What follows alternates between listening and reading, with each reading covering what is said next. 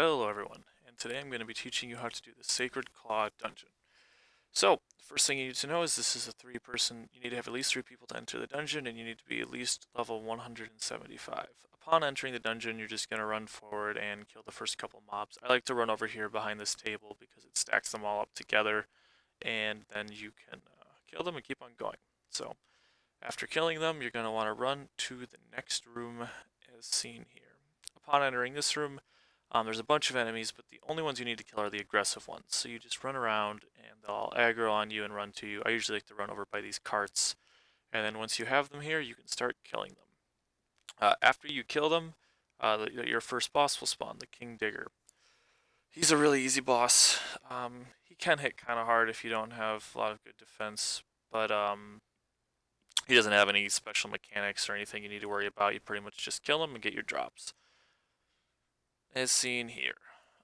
He can drop dragon tongues. He doesn't drop any other of the supplies for the Perforus. So after killing him, you're going to continue down the hall or down this hallway, and you're going to kill the mobs along as you go. You can bring them all down to the end and kill them if you want, even past this point. Makes it a little bit faster. So after you're under the end here, just finish killing them off, and you'll be moving into your main room. Now there's no enemies in this room, so what you need to do here is you need to have one or two people run down either the east or the west hallway. Me personally, I like to start with the west hallway. Here I'm having my friend do it because he's a summoner and he can turn invisible. And along these pathways, there's monsters that attack you. But you can kind of watch his green dot on the map here so you have an idea of what direction to go. It's really straightforward. When you get to the end, all you have to do is talk to this door, and then it'll teleport you to the second boss, which you will see here in just a second. Okay, so now we are at the second boss. Upon being teleported to this boss, you're going to get kind of stunned. You won't really be able to move. But then you can start attacking right away, and just pretty much right away you want to start DPSing. Get Lab Chief Ferda down as much as you possibly can. After a short period of time, she's going to teleport you and any members of your party into this maze. You need to make sure that you do not bump any of the glowing green watermelon looking things, otherwise it'll pretty much one-hit you. When you get to the end here, you need to make sure that you get to the very far corner. Make sure you're all the way in the corner, otherwise the explosion will hit you. That's another important thing to remember is you're being chased by those explosions. And after that, you just continue fighting the boss. It's pretty simple. It doesn't hit too hard. You gotta watch out. She has a draining ability. You can see there I get to 1 life, so just keep an eye on your HP. You might have to do the maze a couple of times depending on how well your party can DPS. And we have moderate damage, so it takes us a couple rounds, but then you'll get it, and you can get your drops.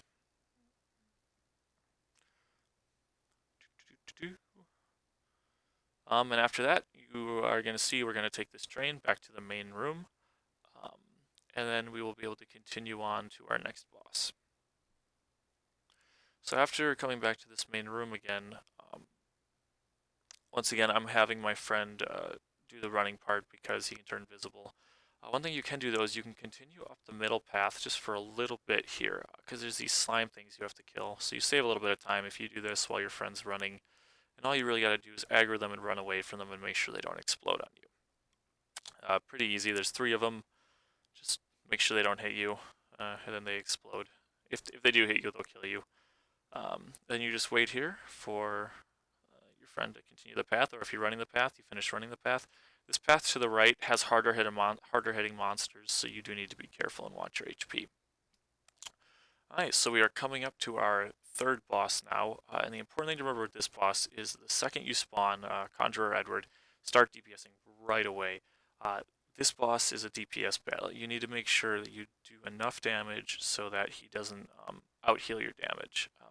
You see here I'm standing on this red thing on the ground. You want to make sure you move off of that, otherwise it can hurt. Now, at some point during the battle, he's going to spawn these dragons, which you'll see here in just a second. My best method for that is you just run right underneath Conjurer Edward, and then all your AoE abilities will kill the dragons, and you won't have to worry about them. If you don't kill them, they will explode and hit you for about 14k for each dragon you didn't kill, so it's a good way to get killed if you don't kill them. Anyway, as you can see here, you just gotta keep attacking, out DPS them. We struggled a little bit here, but you'll see that we end up getting him down. You just gotta make sure you have pretty good DPS. Sometimes you need more people in your party in order to do it, but not too bad once you get it. And then you can collect your loot and head back to the tram to go to the middle room again. Now, upon entering the middle room, you're going to be running up that middle path that you cleared earlier, and you will get to another barrier you have to destroy, and there will be a room full of monsters here. So you will kill these monsters, as you can see here. Just run around and kill them. After they're all dead, you and your party member or party members will have to split into the two sides of the room. There's two paths, one to the right, one to the left, and one to the middle. One person goes to the right, one person goes to the left. And you need to run into these rooms here. You need to clear out the monsters. I like to aggro them and then run behind the desk. Both sides have a desk that you can hide behind and stack them all up nicely and kill them easily. And then there's a lever in each of these rooms that you and your party members need to pull at the same time. I was in a Skype call here, so it was very easy communication. So you just got to make sure you have good communication here. So you use to pull the lever at the same time. You'll get a little message, and you continue through the dungeon. Run back to the middle room and head up that middle path. Once again, there'll be a barrier to destroy, and there will be some more monsters to kill. Once again, just be careful in this dungeon. These monsters can hit really hard, especially if you're like me and you don't have a lot of defense. So just take your time, get through it. There's no hurry. You have a lot of time to finish the dungeon. After killing the mobs, you will start the cutscene here for the final boss or second to last boss, depending if you do the optional boss or not. So you have to wait a little bit here. This cutscene for this boss is kind of long, so you just chill, you wait. Upon entering this room, you want to make sure that you and your party members spread out. You do not want to be next to each other. And you're going to start DPSing this boss. After a small period of time, the boss will say, "I see death" in green letters on the top of the screen. At that time, you and your party members need to stand on one of the numbers. You want to make sure that you guys are just far away from each other, okay? Don't stand on numbers that are right next to each other. Just, get spread out. It's a big room, and you need to stand on the numbers until the numbers disappear. And that is pretty much the mechanic. Usually you want to have one person tank this boss. I have my friend here tanking it because he can tank a lot better than me. But yeah, you just DPS them down. Every time numbers pop up, you stand on the numbers. It's pretty simple. And you wait till you get the drop, which is good. Yeah, there you go, success. In this guide, I'm not going to be doing the inner ugliness boss. I'll do that in a guide coming soon. But yeah, it's a pretty simple dungeon. You just got to make sure you have the gear and the stats for it.